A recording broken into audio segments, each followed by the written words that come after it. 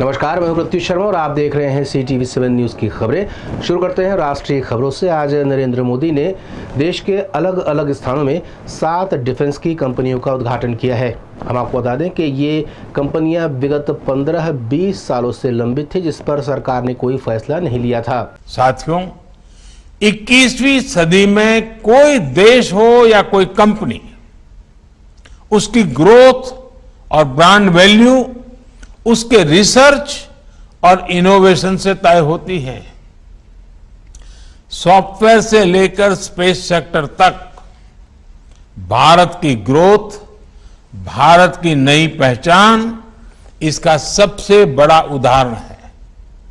इसलिए मेरा सभी 7 कंपनियों से भी विशेष आग्रह है कि रिसर्च और इनोवेशन आपके वर्क कल्चर का हिस्सा होना चाहिए, उसको प्राथमिकता मिलनी चाहिए।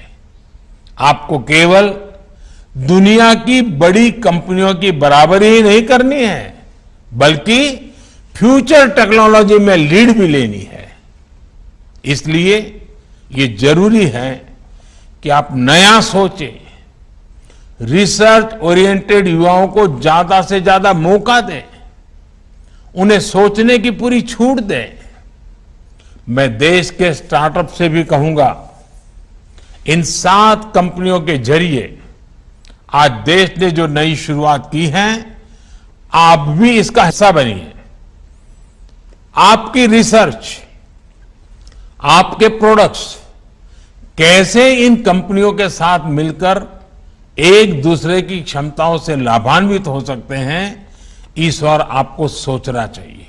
1925 से स्थापित संघ आज अपना स्थापना दिवस मना रहा है और विजयदशमी के दिन शस्त्र पूजन का कार्यक्रम रखा गया।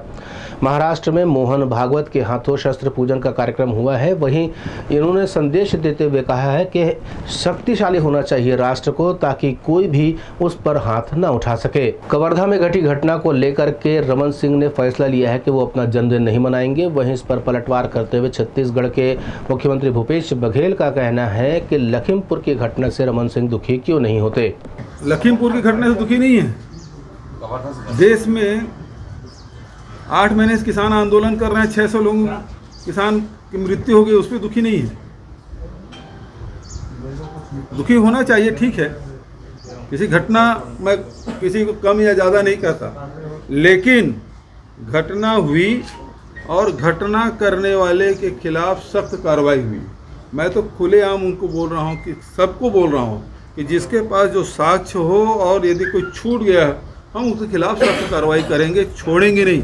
चाहे वो कांग्रेस का हो, चाहे भाजपा का हो, चाहे वो हिंदू हो, चाहे मुसलमान हो, चाहे किसी जाति या धर्म के रहने वाले, यदि गलत किया है और वहाँ दंगा भड़काने की कोशिश की है, उसे किसी को बख्शा नहीं जाएगा। गृह मंत्री जी भी बयान है और इसके पहले मैंने भी बयान दिया। वहीं इस बयान को लेकर के पूर्व मुख्यमंत्री रमन सिंह का कहना है कि दुखी वे सभी घटनाओं से होते हैं जिसमें जनहानि होती है, लेकिन इस पूरे प्रकरण में देखने वाली बात यह है कि लखीमपुर की घटना में तत्काल प्रशासन हरकत में आया है। उन्हें 45-45 लाख रुपए मुआवजा तक दिया है, जबकि छत्तीसगढ़ में घटी घटना में आदिवासियों की मौत हुई है और मुख्यमंत्री आज दिनांक तक वहां नहीं पहुंचे हैं और न ही 1 रुपया की मदद उन आदिवासियों को की गई है।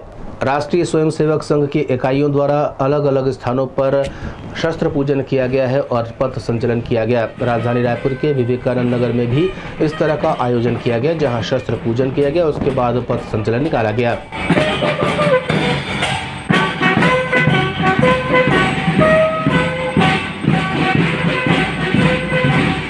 पूरे 9 दिन अपने बच्चों के साथ रहने के बाद मां अपने परिवार के पास यानी महादेव के पास वापस जाती हैं और इस दौरान बंगाली समाज जब विदाई की वेला होती है तो मां का पूरा श्रृंगार करता है और उनके साथ सिंदूर खेलता है।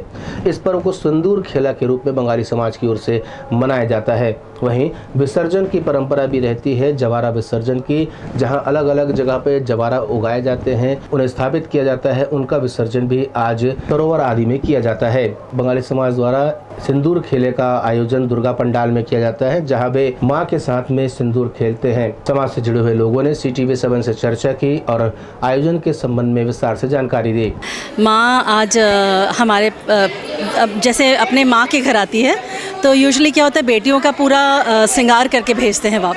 तो आज माँ यहाँ से अपने पति के पास जाने वाली हैं, शिव जी के, तो अपने बाल बच्चों को लेकर वो यहाँ से चलेंगी। उससे पहले हम लोग माँ का पूरा श्रृंगार करते हैं, उनको सिंदूर लगाते हैं, उनका पान से उनकी आवरण करते हैं, मिठाई खिलाते हैं। और ये एक बहुत अच्छी प्रथा है बंगालियों के लिए, ये बहुत बड़ा फेस्टिवल होता है दुर्गा पूजा। और इस दुर्गा पूजा में माँ का आशीर्वाद मिलना सबसे बड़ी बात है। छत्तीसगढ़ के मुख्यमंत्री भूपेश बघेल ने भी अपने निवास पर शस्त्र पूजन किया है। शस्त्र पूजन की परंपरा विगत कई सदियों से होती आ रही है। महाभारत काल में भी इसका उल्लेख देखने को मिलता है, जहां पांडवों द्वारा अपने शस्त्रों को शमी के वृक्ष में छुपाया गया था और जब उनका अज्ञातवास पूर्ण हुआ था तो उन्होंने अपने शस्त्रों को उस वृक्ष से बाहर निकाला था और उसकी पूजन किया था और यही परंपरा लगातार जारी रहती है। वहीं भगवान राम के द्वारा भी रावण के वध के बाद में जो विजय का पर्व मनाया गया, इन दोनों ही पर्वों को समावेशित कर शस्त्र पूजन और विजयदशमी का पर्व मनाया जाता है।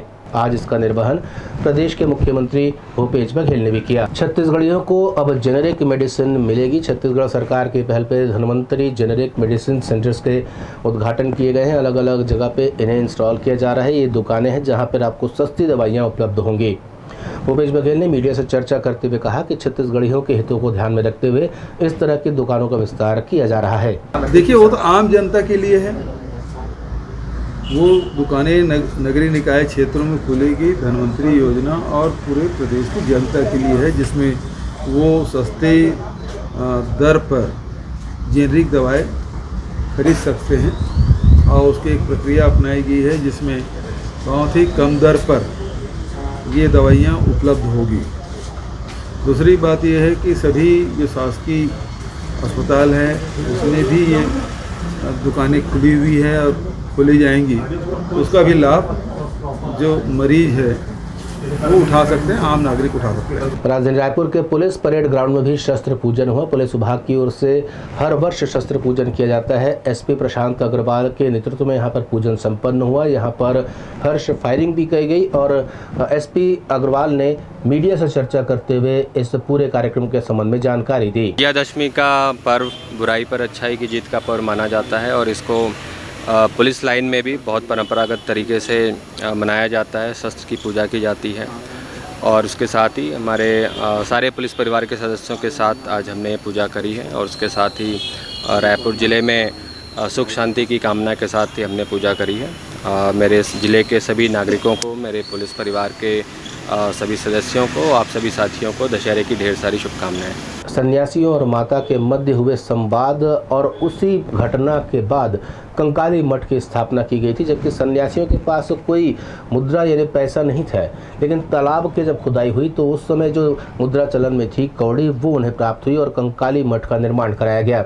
और उस वक्त माता ने एक वचन दिया था इन सन्यासियों को कि वे दशहरे के दिन यहाँ पर अवश्य रूप से रहेंगी और भक्तों की हर मनोकामना पूर्ण करेंगी।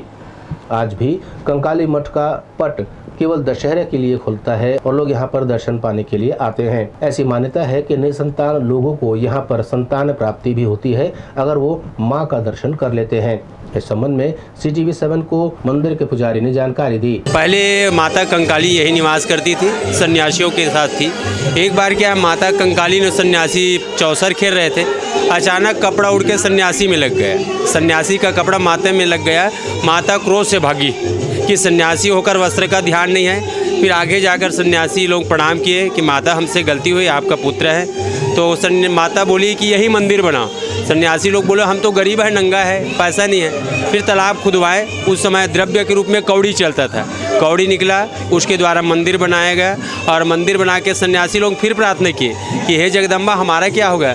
तो माता बोली कि दशहरा के दिन मैं पूर्ण रूप से यहाँ आऊँगी और सभी को मैं दर्शन दूँगी। यही मठ है और इनके महंत अभी हरभूषण गिरी जी जो है, उनके पिताजी महंत रामेश्वर गिरी जी, उसके पिता शंभू गिरी जी, पूरे ये लोग सन्यासी लोग हैं। शंभू गिरी जी, आनंद गिरी जो गृहस्थ में आए, उसके बाद ये पूरे वंशज। अभी महंत हरभूषण गिरी जी है जो इनके देख रेख पूजा पाठ सब उन्हीं के द्वारा संचालित करते हैं। यही है माता का हिसाब और यहाँ जो भी कामनाएँ हैं पुत्र के लिए माता विशेष जानी जाती है। दूर दूर से लोग आते हैं कि पुत्र संतान कामना के लिए माता कंकाली सभी की मनोकामना पूर्ण करती है। CTV7 के लिए रायपुर से भीमराव की रिपोर्ट। CTV7 न्यूज़ की ओर से आप सभी को विजयदशमी पर्व की हार्दिक शुभकामनाएं।